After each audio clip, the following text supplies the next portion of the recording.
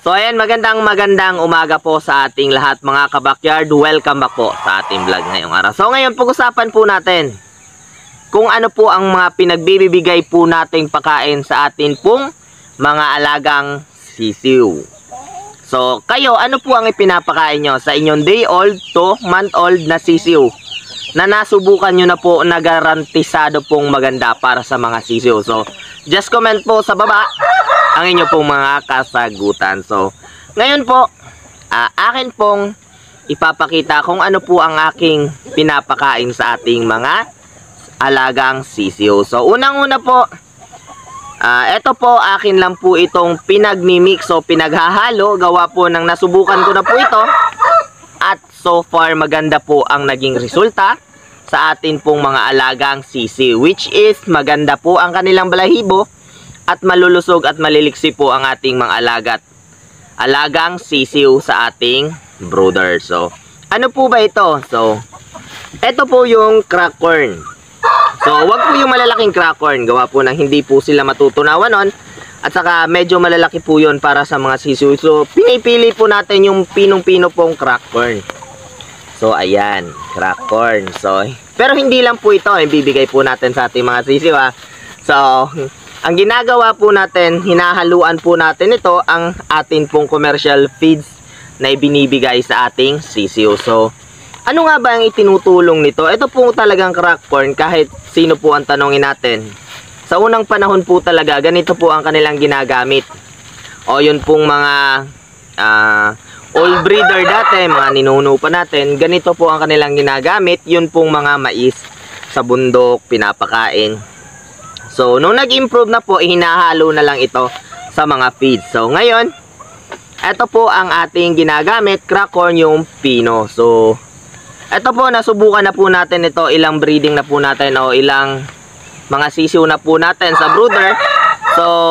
So far, maganda naman po ang resulta. Maliliksi po ang ating mga sisiw. Saka makintab po ang kanilang mga balahibo at maganda ang kanilang pangangatawan. So, ano po bang hinahalo natin dito? So, eto po ang hinahalo natin.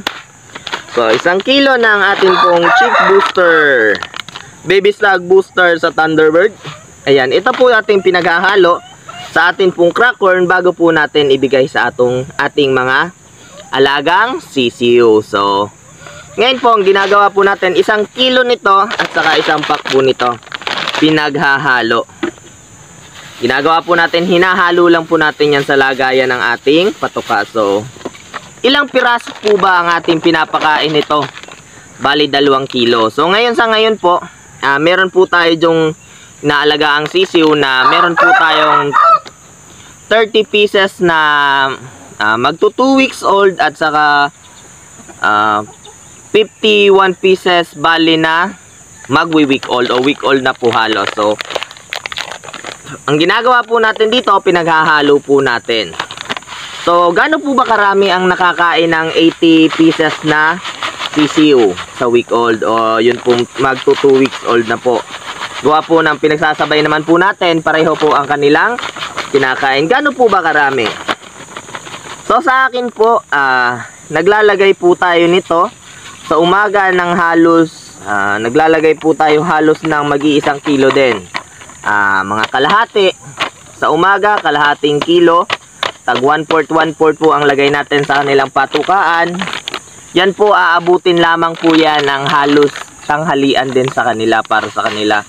Mga 1 PM, ubos na po yan. Kung meron man pong matitira, medyo kaunti na po. So, ibig sabihin, dadagdagan na po natin ulit.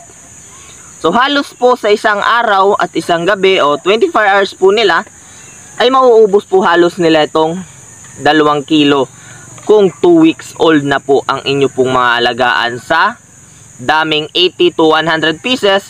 Ito pong 2 kilo, medyo tamang-tama lang po to sa kanila. Kung lalagyan po natin sa umaga ng kalahating kilo, kung malaki po ang ating lagayan, ayan po, mauubos na po nila yan halos hanggang hapon lamang.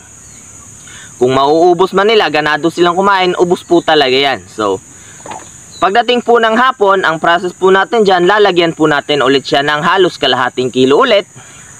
Para naman po, hapon hanggang umaga ang kanilang pagkain. So sa 100 pieces, 80 to 100 pieces, halos uubos po sila ng 2 kilo. Kung talaga pong ating lalagyan at ibobongga po natin sila ng pagkain. Pero meron naman po talaga mga nag-aalaga na ang pagkain po nila umaga lamang, tanghali at hapunan. So ibig sabihin, hindi na po nila iniilawan.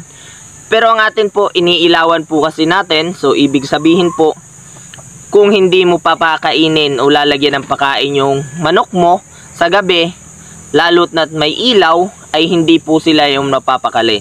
Ang gagawin lang po nila, magsisitakbuhan ng takbuhan po yan sa loob ng brooder. At sobrang ingay po kung hindi nyo po lalagyan talaga ng pagkain. So ibig sabihin, kailangan po natin lagyan yan 80 to 100 pieces na mag 2 weeks old. Halos ubos po ang 2 kilo nito. Umaga at gabi po nilang pagkain kung inyo po talagang lalagyan ng pagkain. So, sana po nakatulong po ang kaunting tips ko para sa inyo, para po sa ating mga alagang manok. So, once again, magandang umaga at maraming salamat. Happy farming!